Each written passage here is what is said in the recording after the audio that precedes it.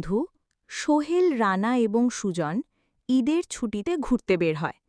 তারা হাঁটতে হাঁটতে একটা বনের কাছে এসে পৌঁছাল। বনের ওই পারে তাদের গন্তব্য।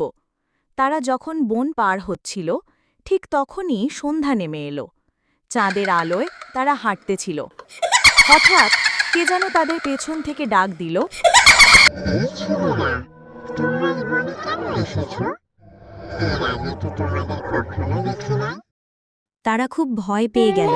তারা পেছনের দিকে তাকিয়ে দেখল একটা ডাইনি ভূত তাদের পেছনে গাছের নিচে দাঁড়িয়ে আছে। তখন সোহেল বলে উঠল, আমরা এর আগে কখনো এখানে আসিনি। আমরা ঈদের ছুটিতে ঘুরতে বের হয়েছি। শুনেছি এই বনের পরেই একটা সুন্দর লেক আছে, সেখানেই আমরা বনভোজনের জন্য যাচ্ছি।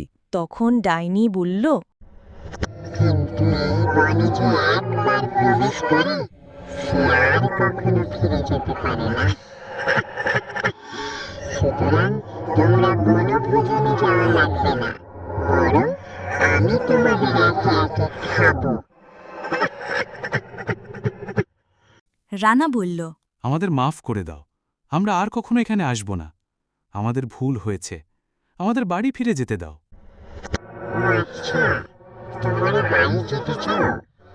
এক শর্তে আমি তোমাদের যেতে দিতে পারি। কি ডাইনি, বল, আমরা সব শর্ত মানতে রাজি। আচ্ছা, তাহলে শোন, আমাকে এই গাছের সাথে জাদু করে আটকে রাখা হয়েছে, যার কারণে আমি এই বনের বাইরে যেতে পারি না। তোমাদের হাতে যে কুড়ালটা দেখছি, সেটা দিয়ে যদি তোমরা এই গাছটা কেটে দাও, তখন আমি মুক্ত হয়ে যাব। আর যদি আমি মুক্ত হই, তবেই কেবল আমি তোমাদের যেতে দেব। তারা এই শর্তে রাজি হয়ে গেল।